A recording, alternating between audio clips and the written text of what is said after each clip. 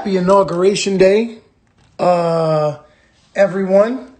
Hope today was as beautiful for you as it was for me and my family.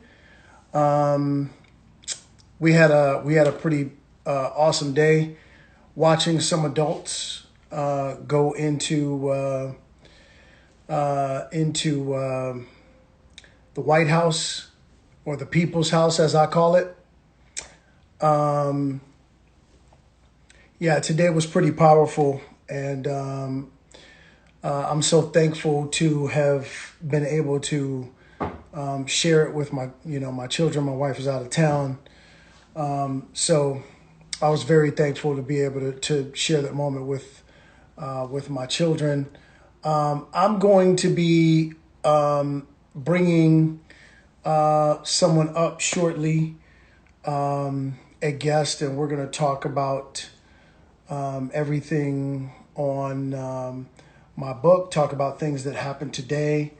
And so we're going to just toss around a myriad of different topics today, and see where we land. Her name is attorney Yolanda Trotman, and she and I are linked because we both are involved with Made Man, and so she thought it'd be a good idea for us to be able to talk. At first, I thought I was going to be going on to her live, but then she wanted to come on to my live, and so here's where we are. I'm going to bring her in, and then we're going to crack him real quick.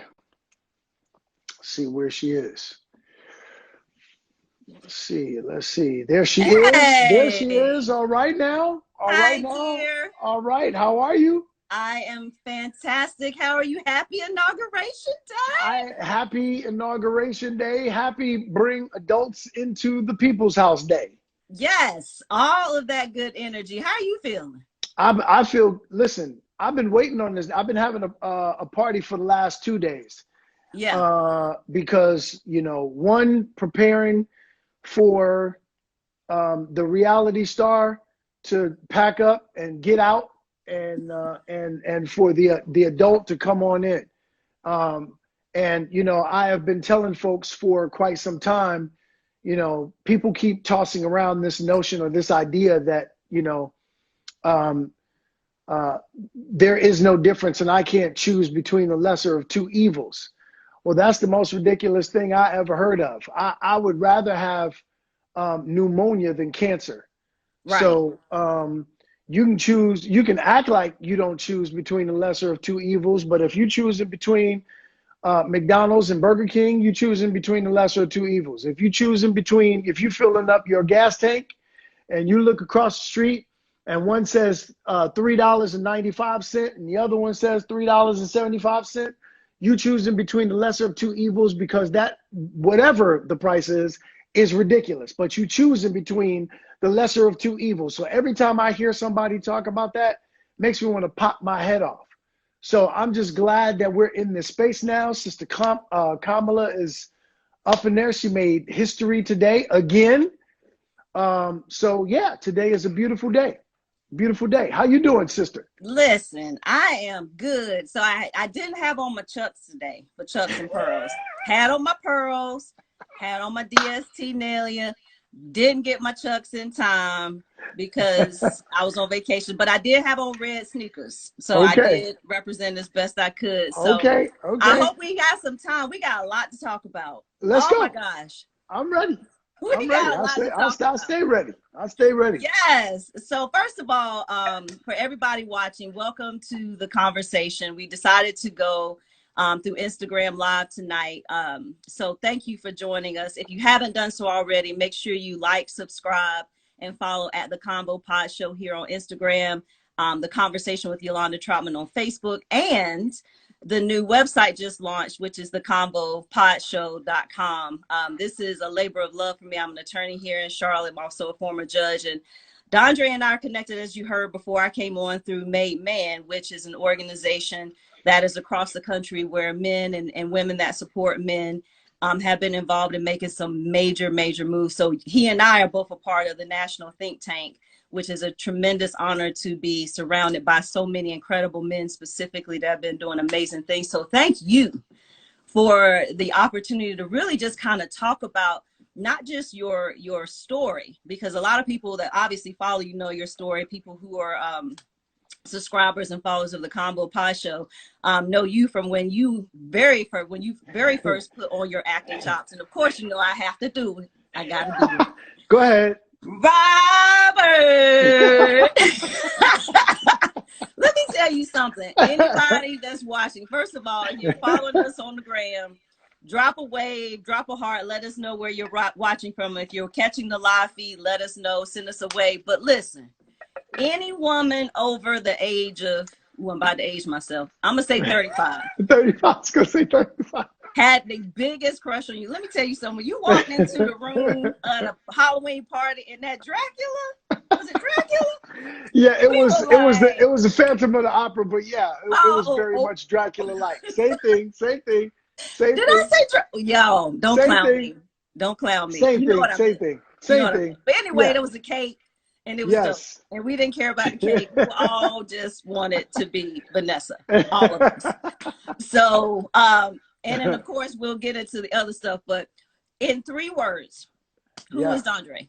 How would you describe yourself in 3 words? Wow. Servant, leader, activator. Okay. Why activator? That's interesting. It's an interesting choice of words. Because I often tell people that acting is what, some of our folks go, activator. You mean the stuff you put in your hair? Oh. No. So I often tell people that acting is my passion, but activation is my purpose. I know that I was put here in order to activate males to matriculate into manhood and to activate men to elevate themselves who are already walking in manhood. So, that is it's an extremely humbling assignment because I know that God is completely in that. And it really is further humbling when, people tell you, hey, my son was really in a bad space and I didn't know where he was going next. And based on, the information and instruction that he's received from you, or based on what he got from your book, or, all of those things, when you know that your work is allowing people to make a pivot and that their trajectory changes, there's nothing more humbling than that. So I love this. And when I die, the first thing that people are going to be talking about is the work that I do in this space, and not about the work, the 36-year career that I currently have as an actor. And that's so important because your legacy is not necessarily tied to family or children. Yeah. It's the people that you affect outside of your inner circle. So for people who don't know, where are you from originally? Originally from Brooklyn, New York, not the gentrified one that you see now that looks sort of like Disney World. But, the version that, that would knock your head off, if you didn't, as we say, have your head on a swivel. So I came up in a violent environment where you had to grow up quickly. You spoke earlier about me, being on the Cosby Show, and at that time, when I first got onto the Cosby Show, I was 15 years old, playing a 13-year-old, and some people, often ask me, what's some of the greatest performances that you've ever had on, on the big screen or little screen, and I always come back to the Cosby Show because, I was acting like a 13-year-old kid from the suburbs who had a closet full of beautiful sweaters. And at that time, I owned one sweater and it had holes in it. Get out of here. Yeah. And when you're in an environment where, bullets are flying overhead, you know, as you navigate your environment, and then you have to act like you don't know anything about that.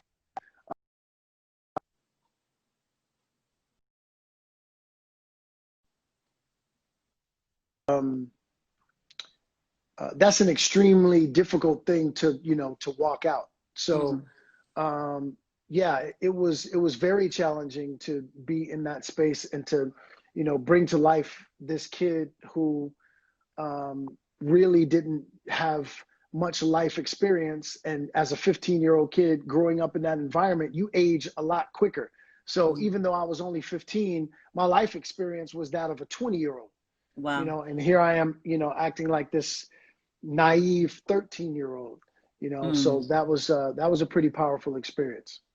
And so how did you decide to that acting was for you? So, and I have to ask this because most people start in some sort of a play in school, and then something Yeah. gives you the bug that gives you that bite. And please don't say you had to do the MLK speech. I need it to not be No, the that didn't MLK come till speech. that didn't come until much later on. um, Okay, good. so I had a teacher um, in our neighborhood. Her name was Miss Elaine Jackson. May she rest in peace. She was the only um, person who lived in our neighborhood who actually worked at our school, my elementary school.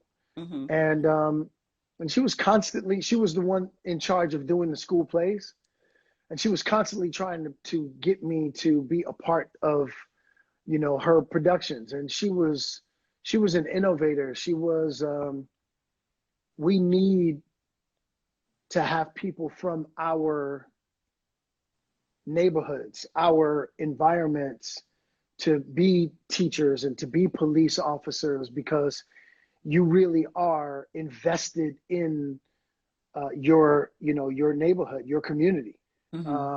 the children that are in your community. She would, on a teacher's salary, she bought me my first pair of tap shoes.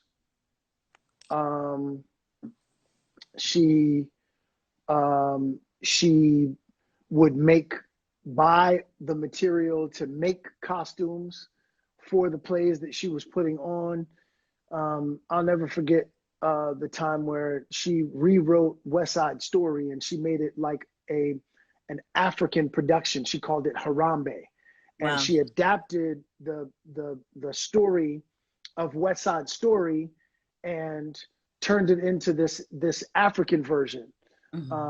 of it. And I'll just never forget how passionate she was about me um, being a part of her school plays. And I fought it tooth and nail because, you know, in my environment, that's the equivalent of being in a glee club, you Yeah. know. And so Mm-hmm. as a light skinned kid with, you know, with a afro at that time, I was like, nah, lady, you trying to get me beat up. I'm like, no, no, no, no. And I got in trouble for stepping out of line in a fire drill. Uh-huh. And they said, well, you're gonna have to serve detention now. And she found out about it, and she said, well, you can either serve detention or you can come and be in my play. And I was like, well, I'm not stupid. I'll just come Right. be in the, you know, I'll come be in your play. Right. And I had every intention of getting myself kicked out of the play so I Mm-hmm. wouldn't have to serve detention or be in the play. Because I was a smart kid. You know, you're a Mm-hmm. street kid. Your wheels turn quickly. But as fate would have it, when I stepped on stage, it's like all the things that worked against me in the classroom were all the things that worked for me Mm-hmm. on stage. And the rest, as they say, is history. Right. And so when you auditioned, did you, well, everybody thinks they're going to get the role, but once it became a reality, because at that point the show was already iconic. But when you got the role, did you expect to be a recurring character? No, in fact, they had no intention of my character becoming a recurring character. Um, my character was supposed to be really a one off. Mm-hmm. Um, and I think, you know, at the time, you know,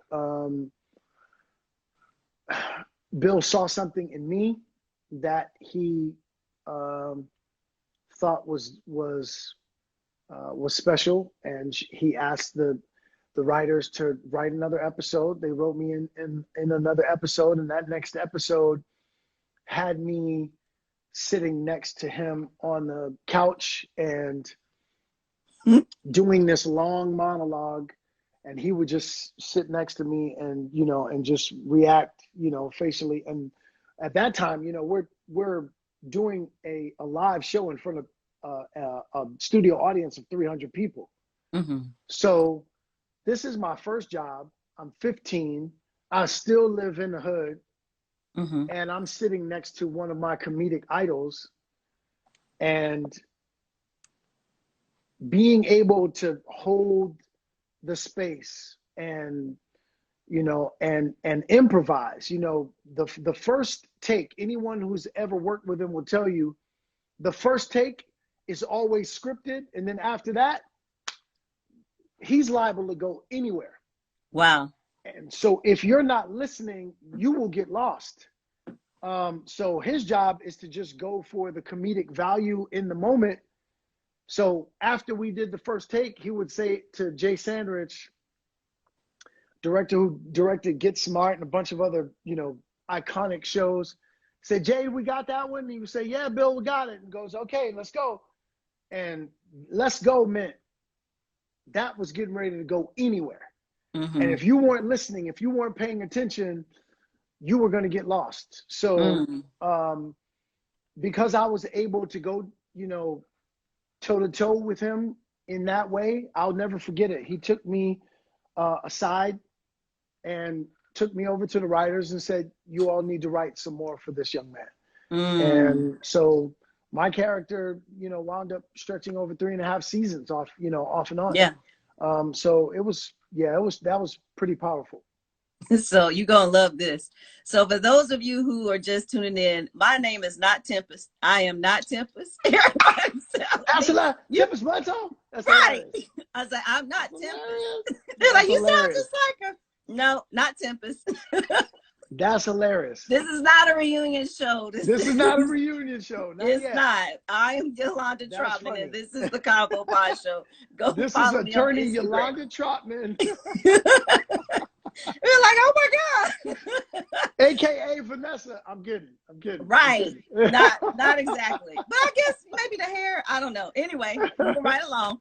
So when you started with All My Children, now I got a disclaimer. I was a young and the restless type of woman, but I did see you on occasion on All My Children, because it wasn't a whole lot of us back then. It was just a few smattering. So you really kind of watched the show to see whoever brother was up there. So how did the role with Terrence come along with All My Children? Was that your next foray after that? I mean, obviously there was some time before you joined the show. Yeah, there were a few other jobs that I did after getting the Cosby Show, some after school specials, a national Tide commercial. I don't remember that one. Yeah, LaTanya Richardson, who actually is Sam Jackson's wife, played my mother in the commercial. It's the only commercial I ever did, but it was a national Tide commercial that ran for a while, made a lot of money. But after that, after all of those other jobs, after a job on Another World, which was another soap opera at that time, I hit a wall. I just, everything just dried up and couldn't buy a job. Seriously? And, couldn't. They weren't beating down your door after that run on the Cosby Show? Come on now. Not at all. And that's one of the misconceptions about our industry, that all of a sudden, as soon as you get on television or as soon as things, you know, look like they're moving well, that you become rich and you get to choose, you know, the productions that you want to work on. It doesn't work that way, not even close. And so I couldn't buy a job. And I wound up having to get a job working at UPS. And, get out of here. How humbling was that? it was extremely humbling, and I'm so glad that it happened, because to this day I have my ID card and my first paycheck stub. And my first paycheck stub was for $150 for the week, because I got a job loading trucks. The job only comes part-time. It's a 4 hours. I needed to have a job that I could do late at night and then leave myself time to do auditions during the day.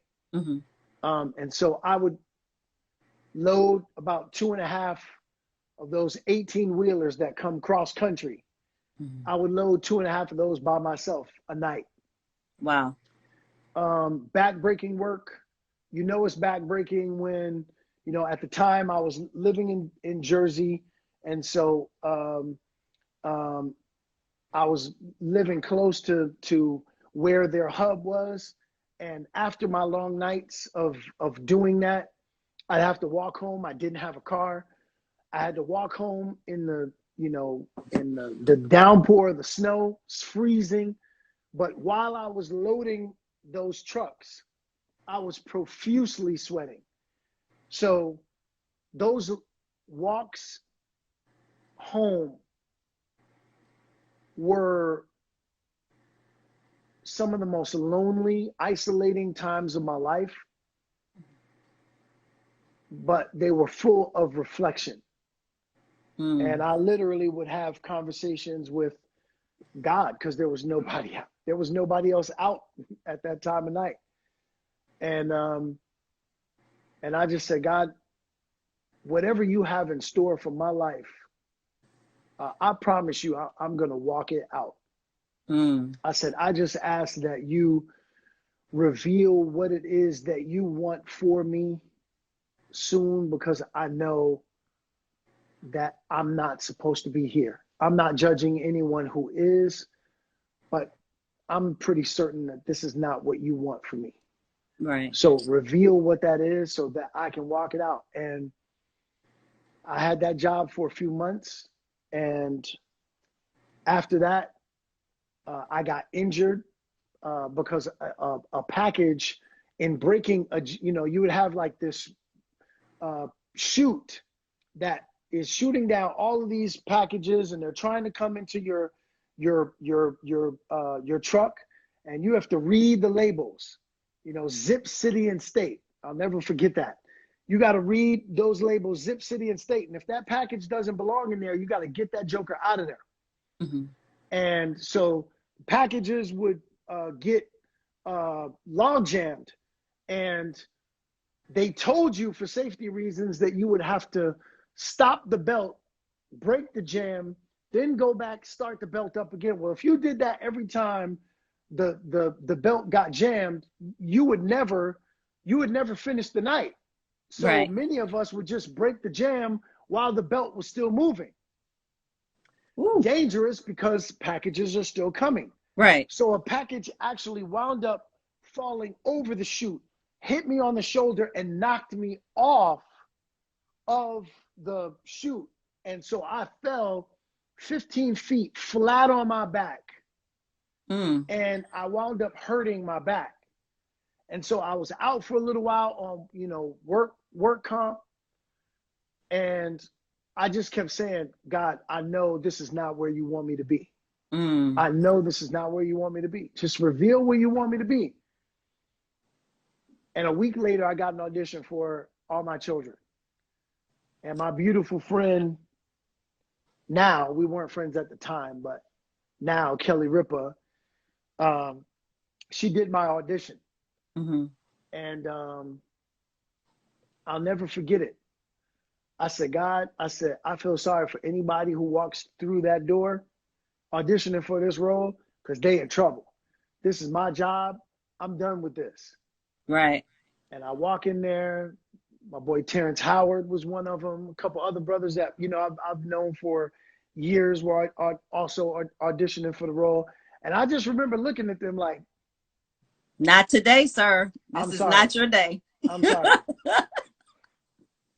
I love y'all. It's a wrap. Y'all can go home. This is a 3-year, a guaranteed 3-year contract. it's a wrap. And I'll never forget my sister Kelly Ripa looking at me. We were just about to do our read together, and she looked over at me like, you know, giving me that little wink and that little nod, like, you got this. And I was like, yeah, you're right. I do got this. Like, this is going down. This here my job, Harpo. This is my job. And after that, it's like, I'll never forget it. Like, life completely changed after that. You know, having that 3-year role, that's the closest thing that you're ever going to do to having, you know, a 9-to-5 job as an actor. And yeah, it just, everything just, you know, the gates opened up from there. And a lot of people, I'm not sure if you're able to see, a lot of the comments are saying the same thing as far as how much that's a testimony to, you know, faith. Yes. You know, faith and being consistent and intentional rather about what you ask for. And so I think one of the big things as far as that particular soap opera, how did it change you as an actor? Because soap opera acting, at least from the outside looking in, is very different. It's way different. You know, it's the same story, the same day, but 2 hours later, a month later, basically. So how hard was that transitioning from what you were doing before to this? First of all, you gotta, you really have to learn how to memorize things quickly, because, you know, you'll get the script. If you're lucky, you may get the script the night before. You may get the script the morning of, and, you know, 2 hours later, you're actually shooting those scenes. So often when you see scenes in soap operas, you see a lot of bad work because there's no time to make choices. There's no time to prepare. It's literally like fast food, right? Like, we don't have no time. Like, we just got to get this ready. Put the salt on there, put the ketchup on there, throw the pickles on there, get it up out of there, drive through, and we gone. Right? That's what a soap opera is. It's fast food. So often you will see some work that's bad, but when you see work that's good, that person is really good, because if they can do that and make those choices in that amount of time that they don't have, when you give them time, like, they can kill. So after I did All My Children, every job that I had after that, I was like, listen, you guys have no, and to this day, people really still, to be honest, and even after I did Queen Sugar, you know, people still don't know what I'm capable of as an actor, because I haven't been given that opportunity. And I know that I'm going to have to create it for myself. Because, you know, working toe to toe with one of my comedic heroes and handling that at 15 years old, and then doing a soap opera and being able to make instant choices and to memorize things like that, and to make that look good. Anything that you put in front of me, nothing intimidates me. So yeah, people still haven't seen the best of what I'm capable of as an actor yet. So if you're just joining us, if you've got questions and you're catching the IG live, drop them in the comments so that we can see them. Also drop in a wave or heart. Let us know where you're watching from. Got folks from all the way from London. Don't you love it? Gotta love it. You got one question, which I think we may know the answer, but we may not. Through My Hazel Eyes, she asked, would you ever go back to soap operas? Because soap operas tend to hire a lot more, or you're seeing more actors of color. Would you ever go back to a soap opera? I have lived long enough to never say never. I wouldn't say that it's an aspiration, because I have some things that, you know, that I really want to do. And right now, you know, I don't see a soap opera in my future, but, you know, there are some, you know, situations that, you know, that come up in life that make things more appealing or presentable to you, that you don't anticipate at times. So again, I would never say never, but that's not in my plans. right And now. so what with Queen Sugar, are you done with Queen Sugar, or you think you'll be Yes. back? Done. Big Yes. done. Okay. Done. So a lot of people had asked that whether or not there would be a return as far as that's concerned. So And I again, I don't, and that I would never say I have no idea. That would be, that would be something that obviously, would be a mutual decision between myself and Ava DuVernay and, and Oprah Winfrey and, and the powers that be there. mhm, But I think that they're doing a fantastic job of writing powerful stories about powerful sisters. And I applaud them for doing it. I mm, love the fact that they're writing stories about sisters who make things move in our community. We need to have those stories told. mhm, And right now, I'm focused on telling the other side, the other side of the powerful stories about men that make our communities move. And so, my job is to tell the story that complements what the show is called Queen Sugar for a reason. mhm. It's about our queens, Right. and we need to have those stories told. And so, somebody like myself and other folks need to start telling some stories about king sugars.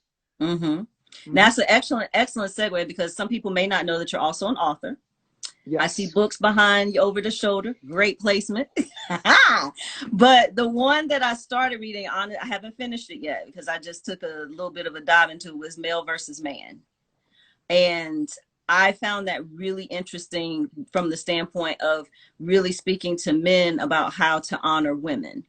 And what was the impetus for you on that, in terms of wanting to put that type of a piece together, speaking directly to men, and also really delineating the difference between being male and actually being a man, and what real manhood looks like as far as honoring women, because that's phenomenal, especially in this day and age when we're talking about microwave type relationships, and how misogyny is running probably more rampant now in the age of social media. The pressure Yes. that women feel to be a certain way in order to even attract a man's attention. I mean, we don't have that kind of time to get into all of that tonight, but it's so refreshing to see men willing to have those real conversations with other men. So what inspired you to write that? A couple of things actually. So my father and I were estranged from each other for 20 years, Mm-hmm. and at the age of 26, while I was doing All My Children, interestingly enough, um, I found my father back in Brooklyn, and he had recently gotten out from prison. My father had been, he was a street hustler, and Mm-hmm. so he was in and out of jail for most of my adolescence, particularly the most formative years of my adolescence. Um, and we had a very interesting relationship. I talk Mm-hmm. about this in the book. At the age of 6 years old, my father, took me away from my mom. In the middle of the night, 3 o'clock in the morning, I find myself waking up in the backseat of his car, and he's nowhere to be found. Mm. And I was 6 years old and trying to find my way um, back to my mom's uh, place, and that was pretty frightening, to be on this abandoned street in Brooklyn. One street light, it looked like a horror movie. And Mm. and for a 6 year old, even when you grow up in a tough environment, still pretty traumatic when you get taken from your mother and taken by your father. Extremely confused about what all that is. And so there were some very traumatic things that happened between me and my father. And so at Right. 26 years old, when I had come to a space of accomplishment, I felt like I wanted my father to know that I had done this all without his help. And so I was going to rub his nose in it. Mm-hmm. And so picked him up, drove him around in my luxury automobile for a little while, and let him feel the effects of, what I had accomplished on my own. Right. And I basically told him that if I ever saw him again, one of us was going to lose our life, and it wasn't going to be me.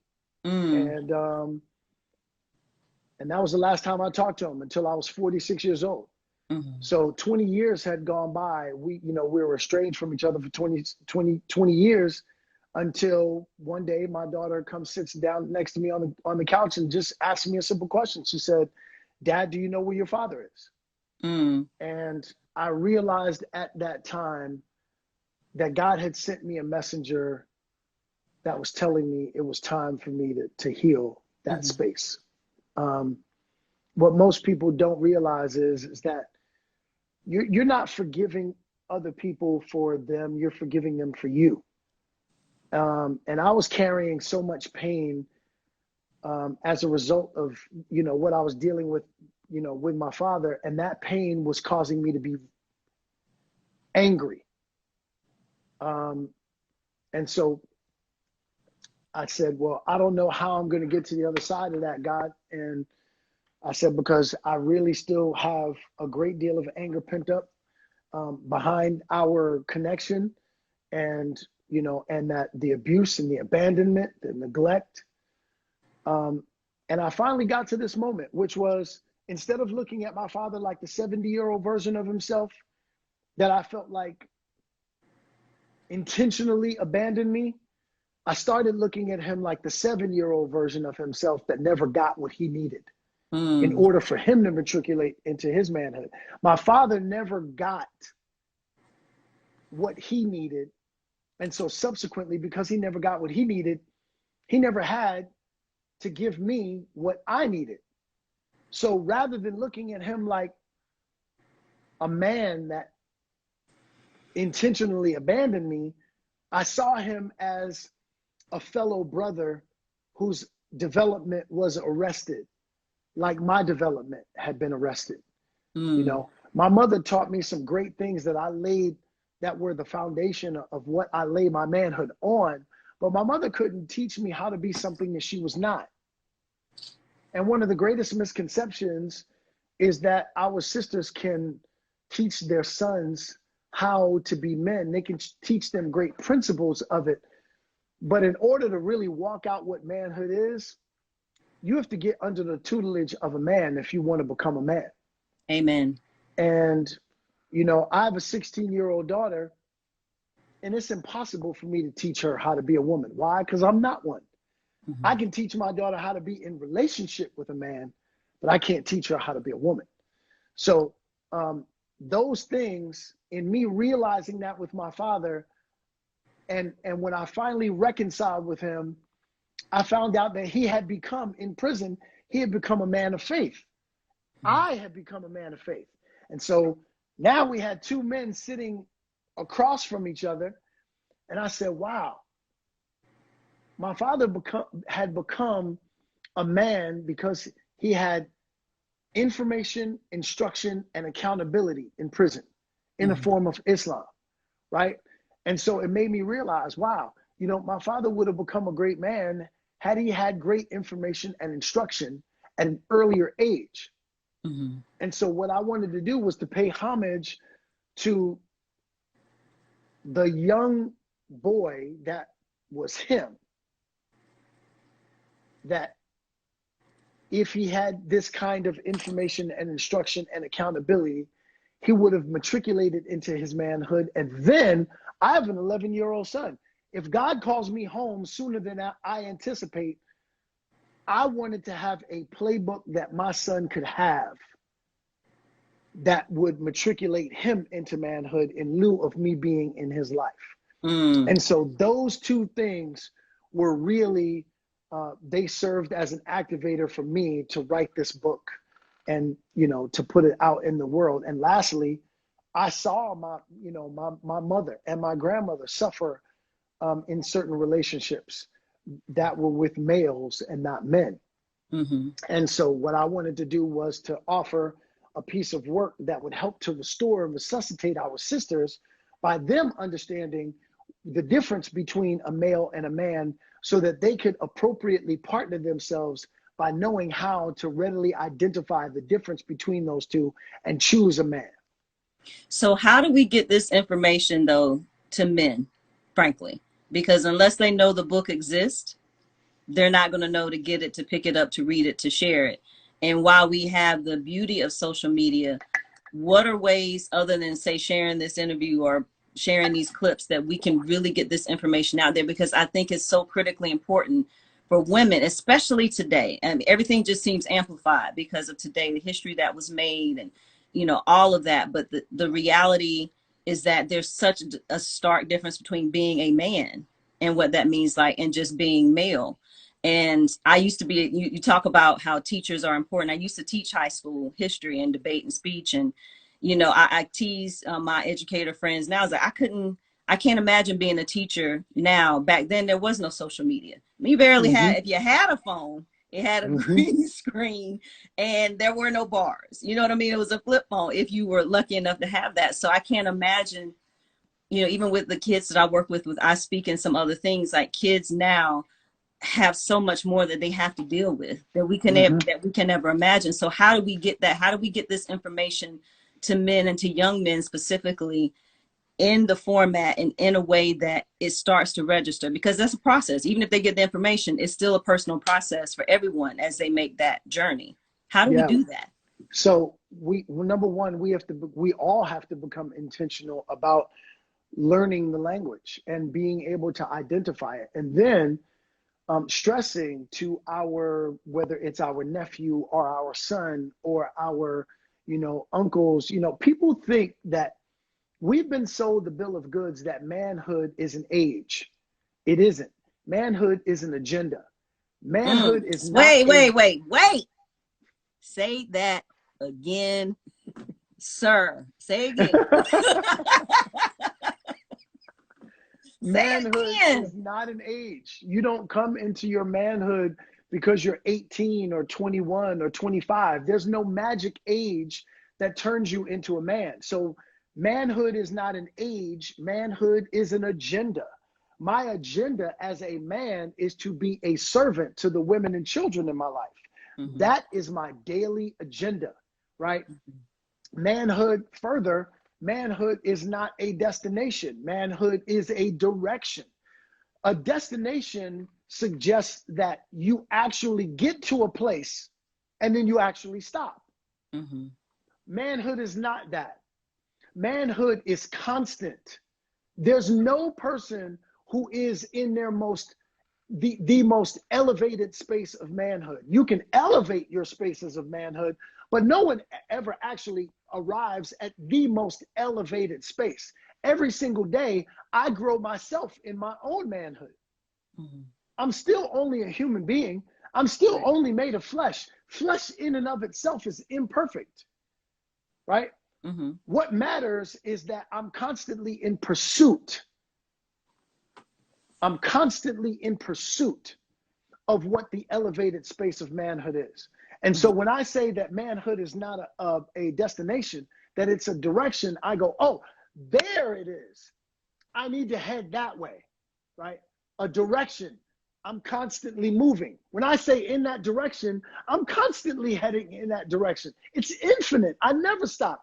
Every single day, I sit down with myself and examining my own behaviors every single day.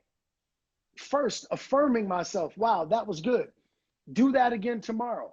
And then being able to pick apart the times where I'm my less than best self and go, okay, you got to do better than that tomorrow. You have got to do better than that tomorrow. Every single man, that has to be our job every day in being a reflection. And here's what I want my sisters to understand, because I know that this gets very confusing. They're like, male versus man. All of that is the same. Okay, look, the only thing that I had to do in order for me to earn the title of being a male was to have a penis and a pulse. That's it. I had to be born with a specific body part, and I had to be breathing. That's the only thing that I needed to earn the title of being a male. A penis and a pulse. Mm-hmm. In order to be a man, I have to have purpose and precision. My purpose every day is to serve the women and children in my life and to be a loving but firm accountability partner to my brothers in my life for the sake of them matriculating into their manhood. Mm-hmm. That is my purpose in life. My precision is about how well I do that, right? So we have to be very intentional about making sure that we bring all of the brothers that we know into this space. Hey, listen, you need to listen to this. You need to read this book. Hey, you need to hear this audio book. You need to look at the digital series on YouTube. You need to look at the podcast, which is forthcoming shortly, right? So all of these things are vehicles that allow our brothers to have a space where they get the download that they need in order for them to matriculate into that space. The other thing that I'm doing now also is I'm turning this into an online course, because I keep getting sisters saying, I got a 12-year-old, I got a 14-year-old, I got a 16-year-old. How am I going to teach them how to do this? I even got a 20-year-old. I got brothers who I speak to often in their 20s, 30s, 40s. They're going, man, I have never been introduced this concept. How do I dive deeper? Here comes the online course to be able to do that, right? So let me drive this home a little further. Many of our sisters think that based on this brother is, say, 26 years old, 28 years old, 29 years old, and he's wearing what I call the uniform of a man. He's got facial hair. He may be wearing the accoutrements of accomplishment, you know, nice watch, ring. He might be driving a nice car, all of those things. He might have, you know, pecs. He's got a good job. He's got benefits, right? All of that stuff, right? Those are the uniform of a man. He looks like a man, but really, when you examine it up close, this brother is still stuck in the mental, emotional, and spiritual capacity of a boy. And because he aged out of the title of boy, he can't be a boy now. We can't call him a boy. That would be this. He's 20 years old. He's 22. He's 25. He's 28. He's 30. He's 35. He's 38. He's 41. He's 45. He's 48. He can't be a boy. So he aged out of the title of boy. So really what that makes him is a grown male. Not a grown man. Not a man. Because remember, a man, males look to be served while men look to be of service. So you can be a grown male in your 20s, 30s, 40s, 50s, 60s. I know some in their 60s, grown male, and still not man because you haven't dedicated your life to being of service. Right? So that comes with having the information and instruction. If nobody ever tells you what your assignment is, how do you know what that is? Right. Right? So watch this. If a brother who's 24, 25 years old, and he's in shape, right? And he looks like he's got it going, and we're like, okay, here's what I'm gonna give you. I'm gonna give you an NBA uniform. We know where you're going with this. I'm gonna give you an NBA uniform. And I'm going to put you in an official NBA game. Will that brother, even if he is athletically gifted, will he perform like an NBA player? Absolutely not. Why? Because he didn't get the information and instruction to perform like an NBA player. And simply because he's wearing the uniform of a man Remember, I told you we gave him the uniform. Right. Simply because he's wearing the uniform of a basketball player doesn't mean he's going to perform like an NBA player. Because he didn't get the information and instruction and accountability that he needed in order to perform like one. So why is it that we think that a man or a grown male is going to perform like a man simply because he's wearing the uniform of one? He can only do that when he gets the information and instruction that he needs and the accountability that comes with it. So information, instruction, accountability. Now, are they going to cut us off at 9 o'clock? Because I'm about to be real mad if they do. Hilarious. I'm about to be real mad because we got 6 minutes. But we're going to keep talking now. That's what we're going to do. So if you are catching this, the replay will come up later in case you missed the first part of this. But I highly encourage you to share this because he has dropped some serious gems tonight in talking about the difference of male versus male. I want to switch gears real quick because we got to talk about today in case we do get cut off in 5 minutes. But fingers crossed. We got a new president. Yes, thank God. We have a new vice president. I don't know how many of y'all out there got teary-eyed during the oath like I did, or wanted to stand up and shout and cheer or whatever the case may be. I remember on your live when it was announced that Biden had won, and I think you had gone through the neighborhood and everybody was celebrating and everybody was socially distanced and all of that. Yeah, we were back in Brooklyn in my hometown. Right. And so that energy was incredible. And even today, even though the mall wasn't covered with 100,000 people, it was still that same energy, that same, at least what I think people felt like was a lot of hope. But what would you say? Let's say that you had Joe Biden's ear. And you said, this is what is important for, I'm not going to say Black America. I'm not going to be that generic with it. But if there were 2 things that you could say to him, these are the 2 things I want you to focus on. As it affects my community, what would those 2 things be? I know I'm putting you on the spot, but you got this.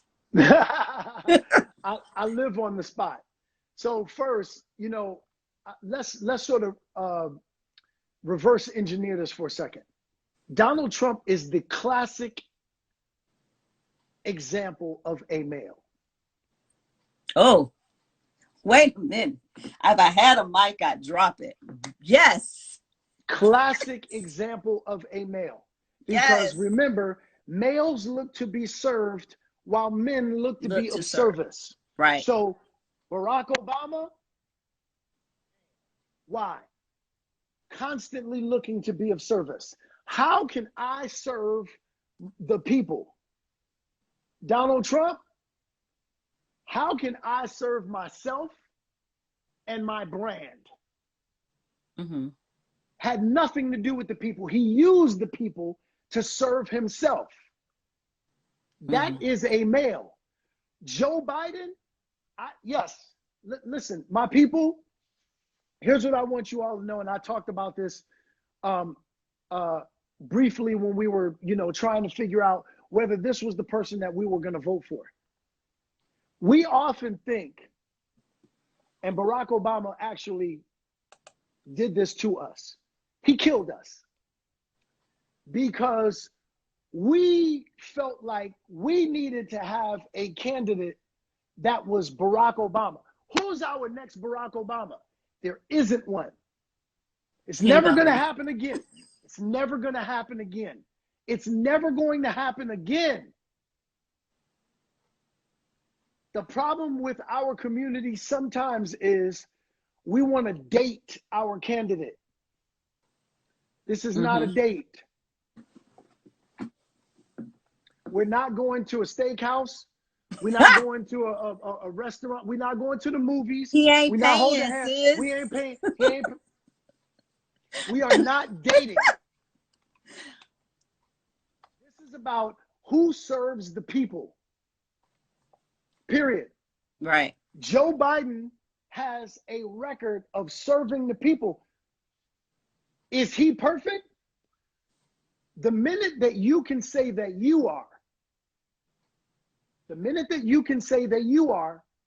the minute that we can entertain a conversation about whether a candidate is perfect or not. This is nonsense. This is nonsense. Okay. Kamala, I don't know about Kamala. You know, she was an attorney general and she was a this and she put some black folks in jail. Yeah. At that As time, a she was doing her job. Right. She was doing her job. Right. That's what prosecutors do. Yeah. Yeah. Now, what about Joe Biden? Listen, I often talk about this. Huge difference between impact and intention. Sometimes, and this is the mark of a true man because Joe Biden actually spoke to this. He apologized for putting his name on some bills that really hurt our community, because your intention is, hey, we want to clean up crime, but what you don't realize that in the interim, as all of these things are happening, the impact is going to be devastating to a community. You don't realize that in the moment. Of course. Where you're going, hey, you understand what I'm saying? Mm-hmm. You're trying to make a specific impact because this is your intention. But then the reality hits, oh, the real impact didn't match my intention. Mm-hmm. So that crime bill did not have the impact of his intention. I knew that we had the right guy for the job when he said, you know what, I made a big mistake in that. Mm-hmm. Have you ever heard Donald Trump ever admit to any wrongdoing ever? And you won't. Even when we know it was obvious. So what I want to say to my brother Joe Biden is this. I love what you've done so far. You have made this administration already look like America. It's Black, it's Latino, it's Asian, it's every other persuasion in between. I absolutely love it. Mm-hmm. Lifting the bans on our transgendered folks. Look, the problem is this. Anytime you think that you are better than anybody, you are doing exactly what those crazy white folks That's who probably what stormed it and is. breached the state capitol, you are doing the exact same thing that they do to us. So the minute that you get into a seat and you put yourself in a position where you're judging other people, whether you're judging our brothers and sisters from the LGBTQ community, you're judging our brothers and sisters, even our brothers and sisters. Look, we still have a bunch of brothers and sisters who happen to be white. We're not talking about them. We talking about the crazy fools. That ain't got nothing to do with them. Point. Right. Because sometimes our folks want to lump all of them in one category. Right. That is absolutely not the case. And that's not the truth. Mm-hmm. So what I want my brother Joe Biden to know is this. You're off to a great start, my brother. You're off to a great start. Keep being inspired by your son, Bo, mm-hmm. because in many ways, I feel like he is channeling his son, Bo, in this time right now, because he really thought that Bo should have been a president. Mm-hmm. And what I want him to know is don't ever assume that you know what our needs are. Mm-hmm. The only way for you to truly know what our needs are and have those needs be met is for you to continue to sit down with us and to converse about what our needs are, because they're very specific. You're talking about a diaspora of people who have been demonized, marginalized, and killed for 400 years in this country. And the PTSD that we carry around every single day comes with some very specific things and needs that need to be addressed.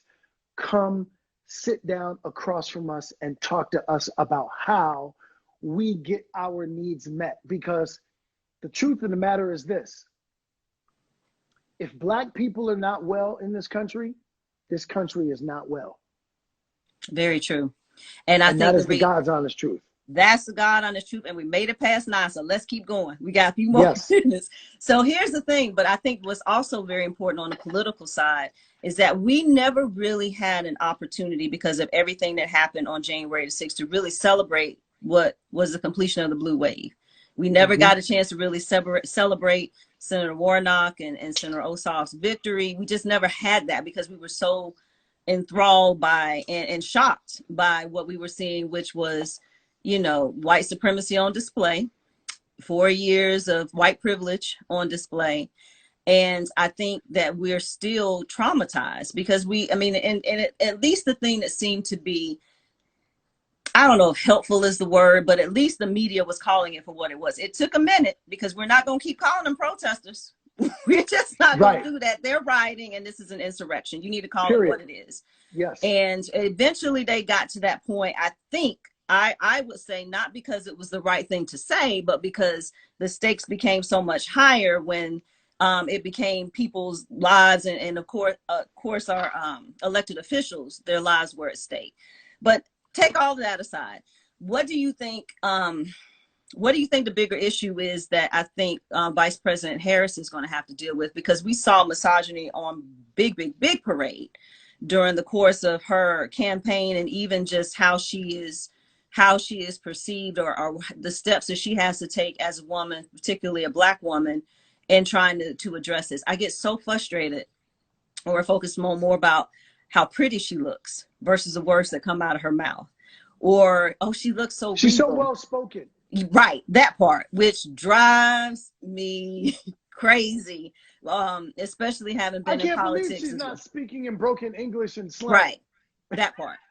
You know, or, you know, you're focused on the things that don't matter, because at the end of the day, she is going to be the one that is going to be helping to steer the ship, if you will. Yes. But the misogyny is very real, and it's still very disturbing, even as today. But you know, you still have hope. We have to have hope in terms of what that reality is. I pray for her all the time, because she's going to be under the biggest microscope. If you thought Obama was under a microscope, oh, she definitely going to be under a microscope. When Obama's one of his biggest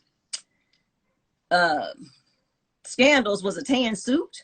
Yeah, I mean, a tan suit, and we have had 4 years of normalized lying, where it went from, if you remember, and I'm sure you picked up on this, and those of you watching picked up on it, from the moment, I always call him the circus peanut. By the way, I never call him by name. I always call him Circus Peanut. But when the Circus Peanut would start lying, it was, well, he's not telling the full truth. It's a half truth, or it's misinformation. No, it's a lie. Like, you got to start to call it what it is. And it wasn't until maybe the last year that even the media was calling it for what it was. So for you, like, when did activism become a part of who you are? Because we've seen this shift. I mean, obviously you speak truth to power throughout all of this, but when did activism really become a part of your DNA? You know, that's such a great question. I think, to be honest, I have had an activist's mind probably as early as my young teens. Muhammad Ali was one of my all-time huge heroes, because I'll never forget the lessons that I was learning from him, that even when you accomplish great things in this life and you accumulate wealth, or you accumulate comfort, that should never come before your assignment to yourself and to your people. I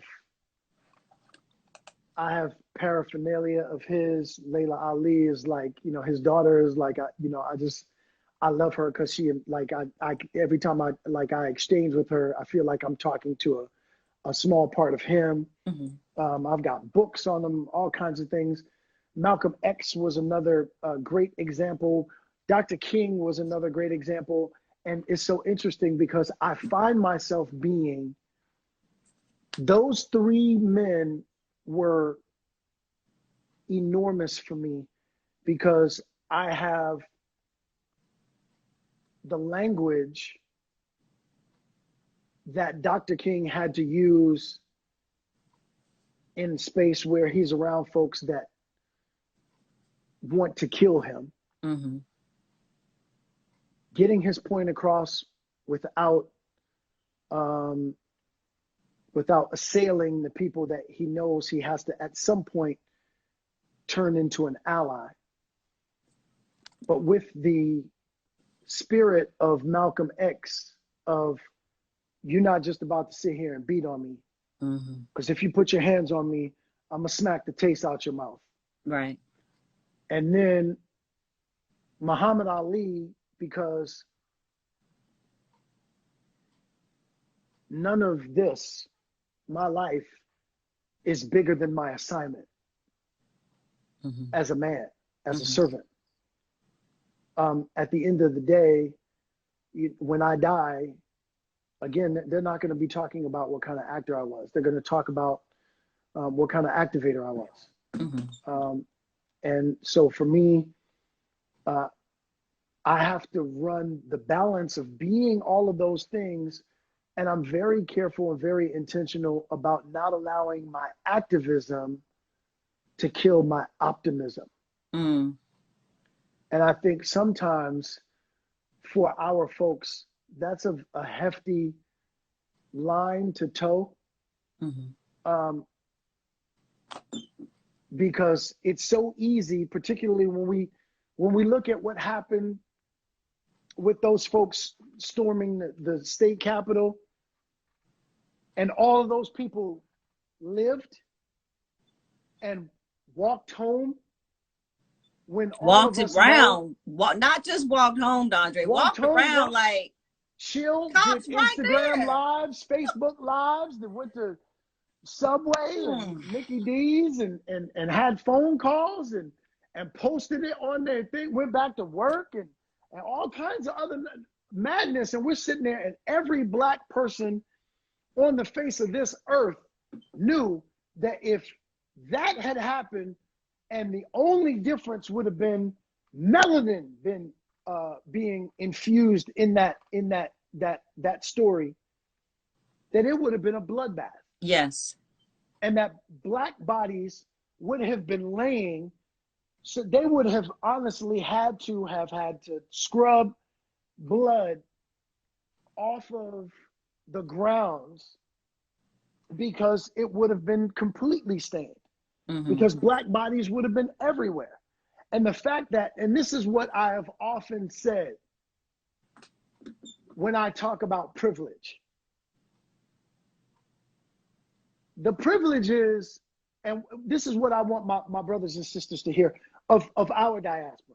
I want us to hear this. White folks do have privilege, all of them. And some of those white folks who don't really understand, we do have a lot of allies who completely understand. So again, I'm not attacking those brothers and sisters, because they really are our brothers and sisters. But the ones who don't think, I don't have privilege because I struggle financially. Life isn't easy for me. We never said that your privilege comes with profit. See, you keep trying to equate your privilege with your profits. We're not telling you that you have the privilege of being rich. What we're telling you is you have the privilege of walking away with your life. Right. You have the privilege of being given the benefit of the doubt. So when you walk up, I'll never forget this. I was at my club, and my wife said to me, "Do you see what's going on at the state capitol?" I'm like, "No." She goes, "These fools have stormed the state capitol. They breached the state capitol." I'm like, "What do you mean they breached the state capitol? They broke in the state capitol." I said, "What?" I was around some other folks who happened to be white. And one of the sisters that I was with, she said, I worked for the government. I lived in DC. Do you know how difficult it is to breach the state capitol? I say, yeah, I know how difficult it is to breach the state capitol if you are a team of black people. You can't even get up the stairs. In fact, you Like, can't even get on the sidewalk good. Sir, ma'am. I need you to back up right now. When white folks do that, they are being given the benefit of the doubt of, are you guys coming for a visit? Are you guys coming for the sake of history? Are you guys coming to put your hand on the people's house? That is the benefit of the doubt. And before they even knew it, they were like, oh, wait a minute. They didn't come for that. And let's also not leave out the fact that there were a bunch of other folks who were in uniform who were down with what was going on. Completely down and on video, and just come on in. You want to take the speaker's podium? Why don't you just walk on? Matter of fact, with the Confederate flag. Which office you looking for? Right, because there it is. Oh, you want to pee in there the hallway? Go ahead and pee in the hallway. You want to just take classified documents off of people's desks? No problem. I think I was so disgusted. I was at work. I just come back from a hearing. And, my paralegal and I were watching it. And, she's Native American. And she was like, I look white. I would never. And I was just like infuriated. Like, how in the hell? Like, there's live video of them just sitting in the chair, feet up on chilling. Like, chilling. You mean y'all ain't got no tear gas? You don't have any way to get them out of there. Oh, hey, let's get in here, do what we need to do, and then get out of here. No. Right. No. I'm going to have a snack. I'm going to have a snack and a cup of water. Who got Cheez-Its? Give me a bag of cheese. Give me that bag of Cheez-Its. What y'all doing? You better tell it. Like, no. They're like, no, we ain't got to be pressed about nothing. Matter of fact, now watch this. This is how crazy it got. Somebody stole Nancy Pelosi's laptop. And keep going. And then tried to sell it to the Russians. Right. Look, here's the thing though, y'all. So y'all just joining us. First of all, we just happened to get past 9:00. If you haven't done so already, make sure you share this. Go to convopodshow.com. I'm going to drop anyway. But listen though. But they're patriots. But wait though, that was the worst of it. My thing is, y'all ain't had no mask. Y'all done breathed on everything, touched on everything. You just got stuff everywhere. I was concerned they came back that night. There is not enough Lysol on this planet to clean up the Senate chambers. Ain't nobody have a steam gun. Just even the scenes where there were Republican, I don't know if they were senators or representatives because I don't want to say anything I'm not sure of, but in rooms, people were offering them masks and they refused to wear them. Come on, y'all. Just like, come on, y'all. I ain't walking in there unless I got a body condom on. Is that on Amazon? Can you get that on eBay? You better get it from somewhere. I ain't walking in there. We gonna get cut off just because of that. What? I'm getting ready to cut us off. I'm sorry. My fault. I'm just telling the truth. My bad. You better tell it though. Absolutely crazy. And this is what we have to keep speaking. So here's what I want. Here's what I want our folks to know. Our diaspora. I want our folks to know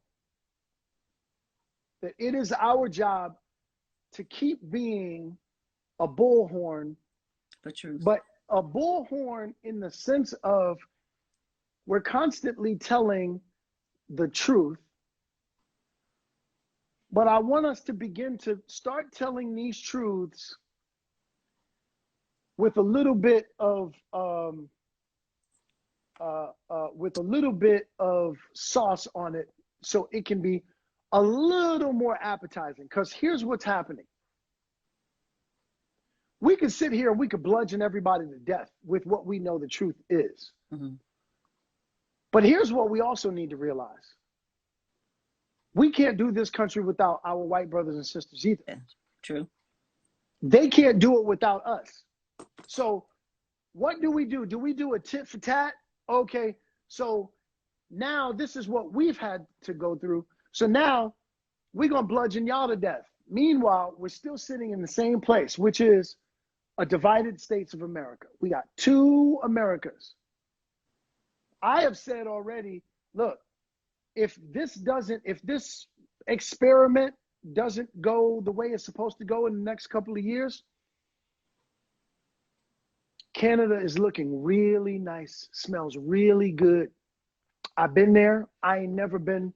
It's cold though in the wintertime. You might want to think south. You might want to go St. Croix or at least St. Thomas. Listen, you still kind of, sort of, yeah. I don't care what we talking about. Cold ain't never shot me. Well, I can't. You feel me? I done been cold. I grew up in New York. I know what that is. True. I get a coat. I'm scarf, Southern. gloves, all kinds of earmuffs. All I know is this. I have never been called a nigger in Canada.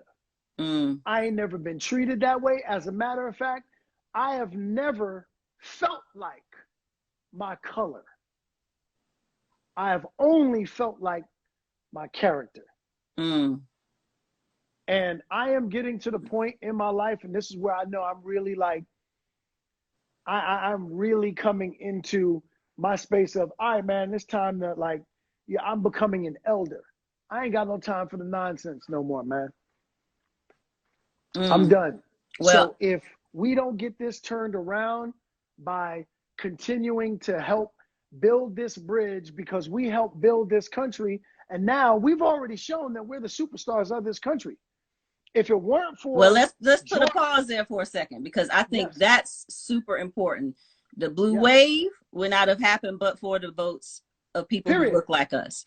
And we have to understand our political capital in a way that we've never understood. I won't say understand, because we've always understood it, but we have to use our political capital in a way that we've never used it before, because we didn't really have the ability to show where those numbers make sense.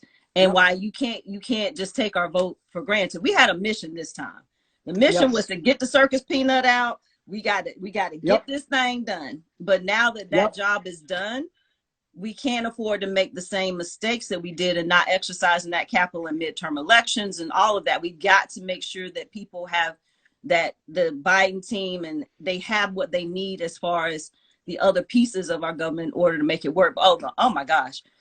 We have to be very clear and intentional about how important our vote is. No longer do we get to say our vote doesn't matter. Our vote has always been our voice, but we have to be able to speak volumes now. And that's probably one of the biggest things that scared those fools on January the 6th, was because the reality is you heard the language. This ain't our country. We want our country back.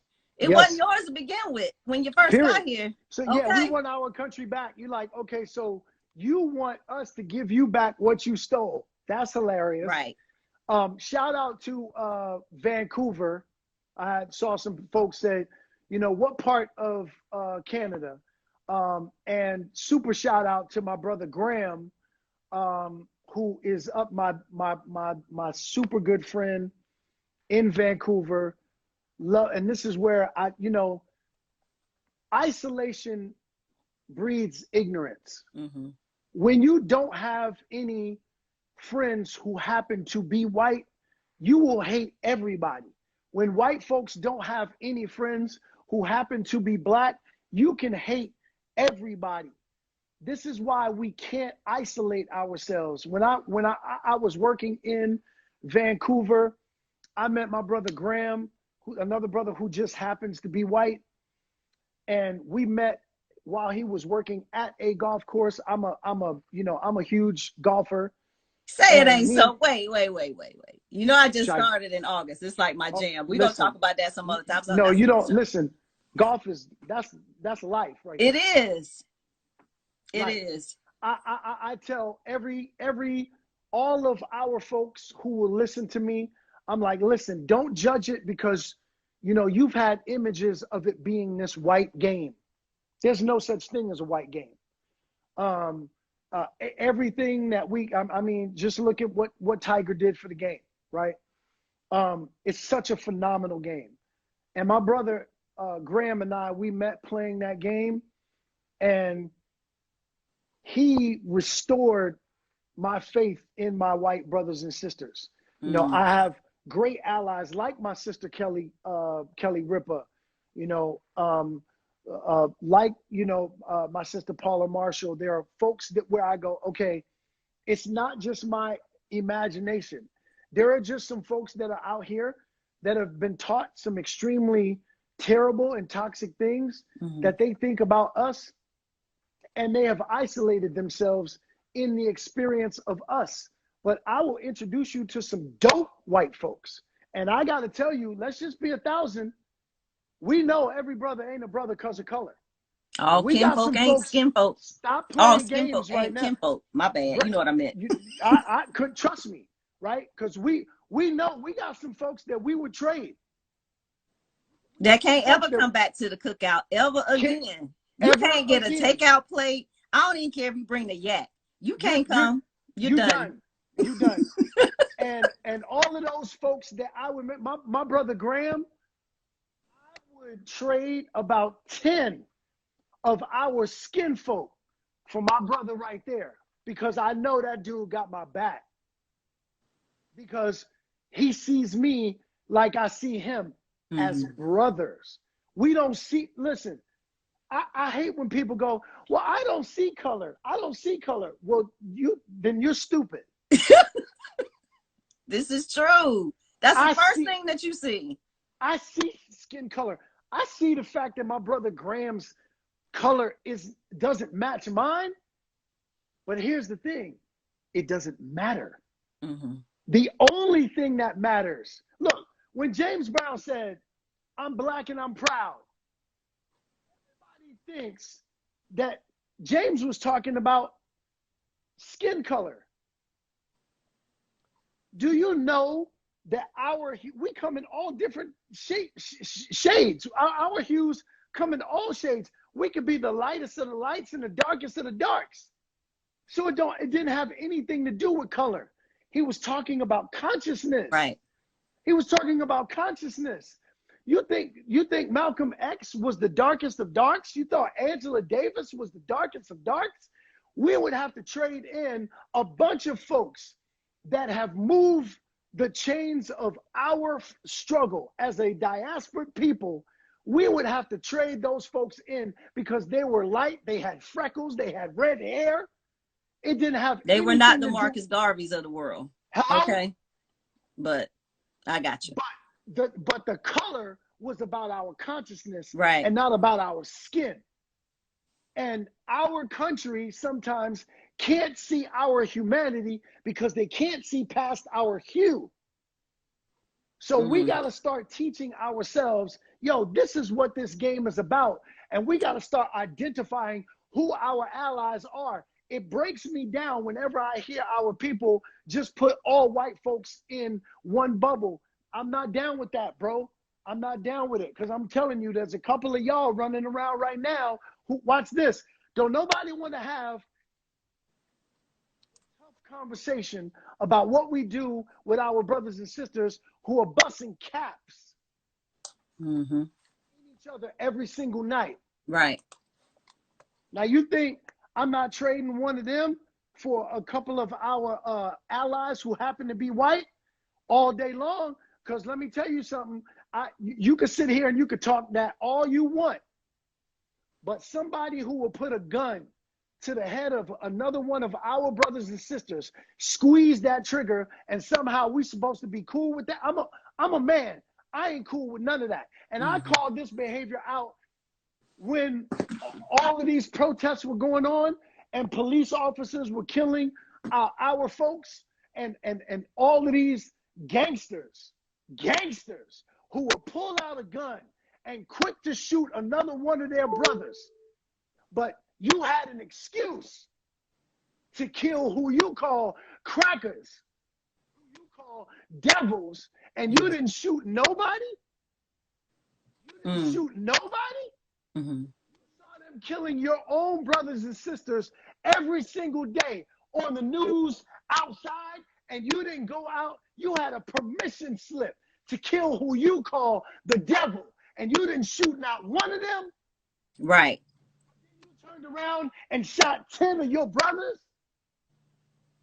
And for what? You talking to the wrong one, bro. You talking to the wrong one, bro. Because that ain't my brother. I'm sorry. Mm-hmm.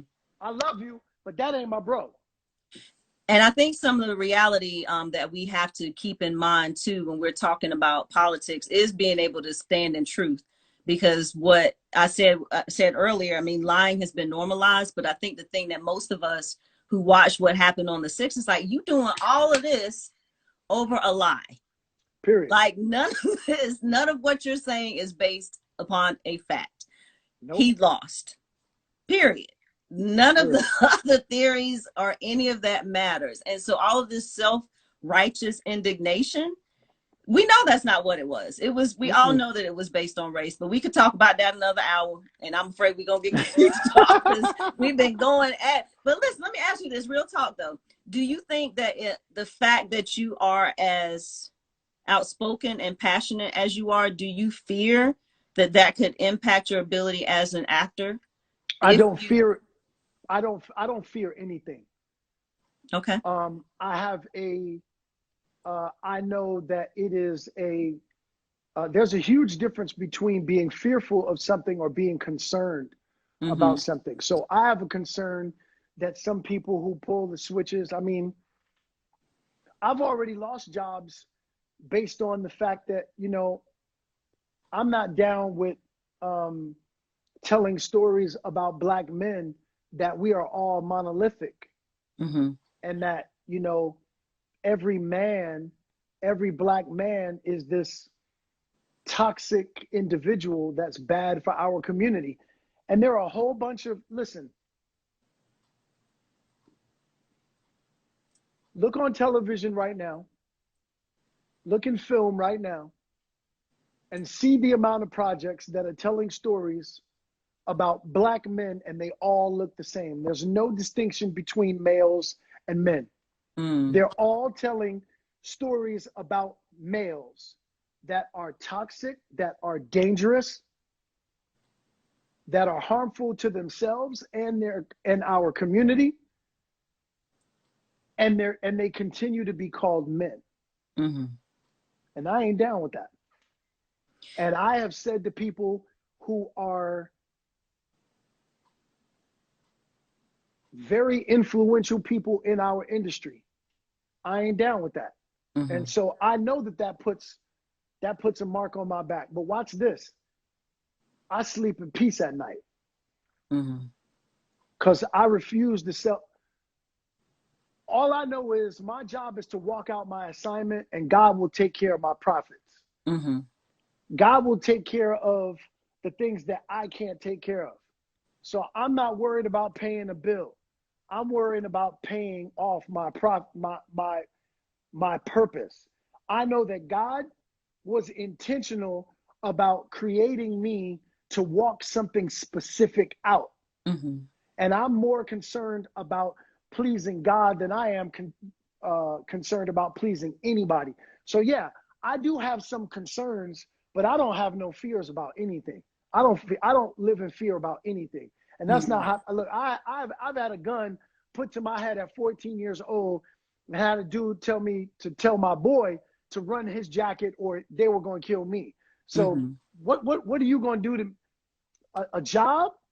You're going to have to do a lot more than that to make me fearful of anything. I don't fear nothing. And so what would you say that the two most important things for someone who doesn't know who you are as an activist or an author or an actor? What do you think the most important, like if there were two things you wanted people to know about you that they wouldn't be able to get from reading a bio, what would you say that is? Wow, that's tough. I got good ones. Yeah, you do. That is a good one. I mean, because I feel like my bio covers, you know, I mean, I don't think that people really understand the extent of my activism. Okay. I know that people know that my assignment is to build men, but I don't think that people really understand the extent of my activism. I don't think that my wife even understands the extent of my activism. How's she doing, by the way? Um, Tell her we said, hey, girl. she's fantastic. She's, doing her thing. She's in New York. She's being a powerhouse. And she's, as a director, um, but again, I don't even think that she even understands the extent of my activism because, um, I don't think that she, because every single day, um, my intention gets a little more intentional. Mm-hmm. And the things that I see that I know that humanity needs, um, I'm prepared to die and I know that, people have said those things before and it's like a catchphrase that people throw around, Mm-hmm. but I really am prepared to die for the things that that I am principled about. Mm. Because I have a 16-year-old daughter. I got an 11-year-old son.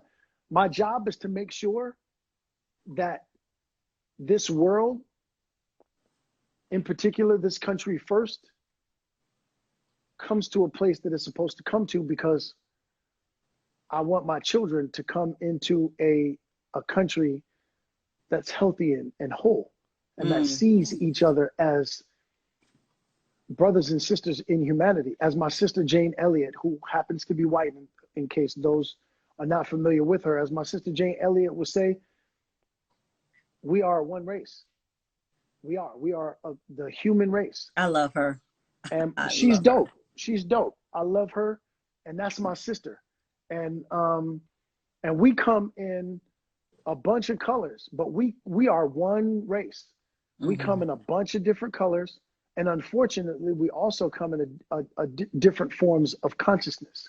Mm-hmm. And our job, my job as a healer, is to do everything that I can do to bridge the gap, to bridge the great chasm of our consciousness as a Mm. nation. Because I want my children to live in a place where they're not going to be judged for the color of their skin, but for the content of their character. That's important. That's equity and not equality, because oftentimes Yes, we we interpose the and same they're not thing. the same. They're not. That's another show.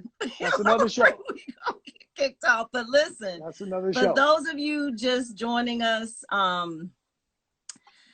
wow, we've covered so much and we didn't even scratch the surface, but this Surface. has been absolutely phenomenal. So I need you, for those of you tuning in, or if you're catching a replay, head on over to the Combo Pod Show or Attorney Trotman at Instagram and make sure that you follow me there. Definitely take a moment and go to the website, which is thecombopodshow.com. All of our past episodes, this one will be up there, posted after the show, that you can catch the replay. Now, we were in studio, Dondre. Then we would get to, because normally the studio shows are way more complicated. There's pictures and we go into more depth in your story. But I want to catch a couple of things. Male versus Man is the book. Yes. If you haven't picked up that, and there's Elevate. Is that the second project? Elevate That's Men to Change the World. Yeah, that's getting ready to be, a component, but I'm gonna be more detailed as we, tighten the screws on, on what that is. Mm-hmm. But the online component is coming.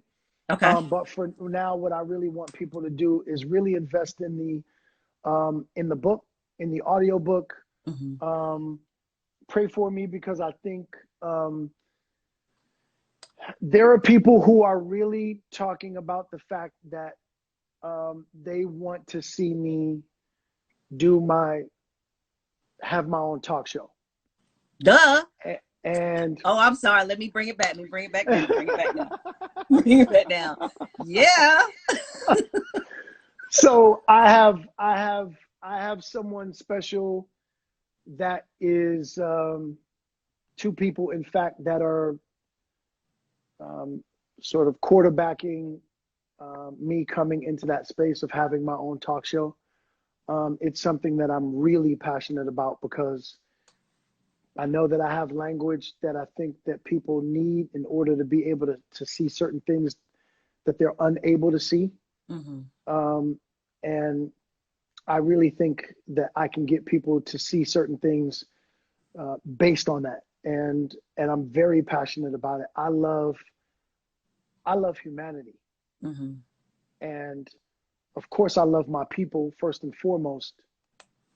But again, I love humanity, and I want to see us win together, because again, our children deserve an earth that is unified. And I don't think that I'm more passionate about anything else in my life, and I'm willing to die for it. So this is really the time for me to have that space, and to see it through. So here's what will be the segment. So I give you 3 questions you can't think about. You just got to answer the question. So if you could be invisible or fly, which one would you choose and why? Wow. Invisible or fly? Invisible one of or those. A fly? Or no, fly, invisible. like... You have the ability to be invisible or the ability to be able to fly. Which one would you choose? I think I would probably have the ability to be invisible, so that I could infiltrate the spaces in order to gain information. I think, information truly is power. I'm constantly trying to get into the mind of people, particularly when they are, at what I feel at a deficit. If I could get into people's minds effectively, then I think with the gift of my language, then I can build better bridges. So I would definitely choose to be invisible for the sake of gathering information. That was such a cerebral answer. What I was looking for was something like, I want to be invisible so I can sneak up on people and smack them upside the head and roll out. Like, that's what I was looking for. But okay. But see, that would be a male. I'm a man. Remember, everything about my life is being of service. We got it, but still, you don't want to roll up on somebody and smack them upside the head. Not even a little. I definitely, I got one. Yeah, and just to, anybody with orange, anybody who's orange, yeah, I would definitely like to roll up. Okay, well, all right, then I just keep my name on speed dial. I got you in case you get hemmed up. Okay, if you could be any animal, what would you choose and why? Wow. That's a tough one right there.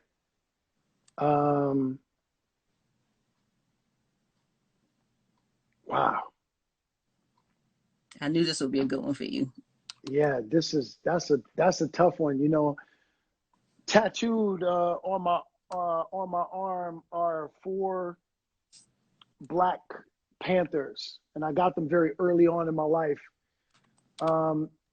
And they, if you notice, so the Panthers are back to back, and their tails end in a heart. So cool. I got them because they were to represent many of our white brothers and sisters who are unconscious, I will say, our unconscious brothers and sisters, our unconscious white brothers and sisters don't know that the Black Panthers were formed an alliance in order to serve our community. Everything from free breakfast for our children who didn't have breakfast at home, and they knew that they got better test scores when they ate a substantive meal in the morning. And these are the things that the messaging about what the Black Panthers were really formed about. And unfortunately, everything in this country, because of white supremacy, when Black people look out for each other, and when they refuse to be rolled over, when they say, I am here to protect my seeds, the women and children in my life, then that has been repackaged, rebranded as enemies of the state. Mm-hmm. And that's not what the Black Panthers were. The Mm-hmm. Black Panthers were an organization built to elevate, restore, resuscitate our community. So when I put these cats on my arm, they represented what the Black Panthers were, the intention behind their formation. And then they end in, the tails end in hearts, because we're supposed to have love for each other. And I put them back to back because we're supposed to always have each other's back. Right. So if I were to be, choose to be an animal, it might be, you know, a Black Panther, because there's such a regal cat with such great power, and really rarely ever use it until they, you know, until they have to. So it might be a, you know, a Black Panther. That's awesome, and a history lesson to boot too, which is always well appreciated, because there's a space for that. And I really believe this, not just being a student of history, but history teaches and repeats. And yes. I think there's been a small awakening, but an awakening nonetheless in our community in terms of the power that we have that's been quiet for too long. So yep. we'll see. We'll see. Yep. Last question. Can't think about it now.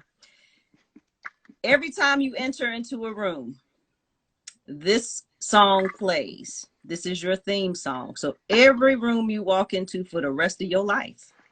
Wow. What song plays?